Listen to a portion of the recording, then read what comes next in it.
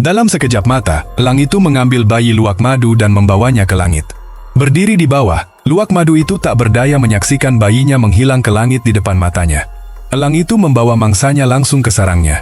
Bayi kecil yang malang itu, yang baru mulai melihat dunia, menjadi makanan bagi bayi-bayi elang. Tetapi ini memulai permusuhan yang hasilnya tidak diketahui siapapun. Karena luwak madu adalah hewan yang tidak pernah melupakan balas dendamnya. Setelah permusuhan terjadi, ia hanya akan berhenti setelah menyelesaikannya.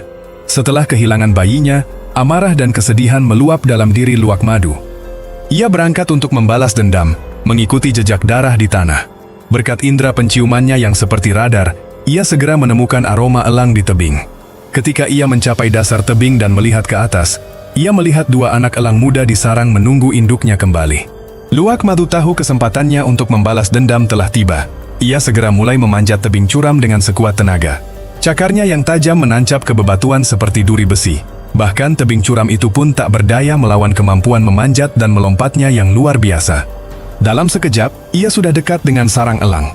Anak-anak elang di sarang merasakan bahaya dan mulai memanggil induknya. Tepat saat itu, elang melihat luwak madu. Seperti anak panah hitam, ia menukik dari langit dan menyerang luwak madu.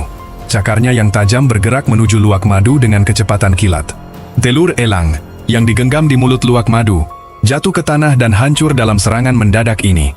Detik berikutnya, pertempuran sengit pecah antara keduanya. Memanfaatkan ketinggiannya, elang berulang kali menyerang luwak madu dengan cakarnya, mencoba menjatuhkannya dari tebing. Namun luwak madu bukanlah hewan yang mudah menyerah. Bulu tebal dan lebatnya melindunginya seperti perisai alami, mencegah serangan elang menyebabkannya cedera serius. Setiap kali mendapat kesempatan, ia akan mencoba menggigit cakar elang dengan giginya yang tajam. Seolah-olah ia akan mematahkan cakar elang. Lagi pula, luwak madu dianggap sebagai salah satu hewan paling pemberani di Afrika. Semakin sengit ia melawan, semakin ganas ia menjadi. Perlahan-lahan, ia memaksa elang untuk mundur. Tampaknya kemenangan akan menjadi kehancurannya. Tetapi kemudian, selama pertarungan sengit, ia terpeleset, kehilangan keseimbangan, dan elang memanfaatkan kesempatan emas ini dan memberinya dorongan yang kuat.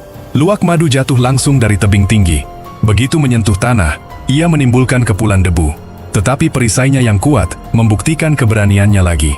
Ia segera bangkit, membersihkan debu dari tubuhnya, dan sekali lagi mulai mendaki tebing. Kali ini, ia tidak terburu-buru. Ia bersembunyi di tempat yang tidak dapat dilihat elang dan menunggu kesempatan yang tepat. Begitu elang meninggalkan sarang untuk mencari makanan, luwak madu segera beraksi. Ia perlahan-lahan memanjat kembali ke sarangnya.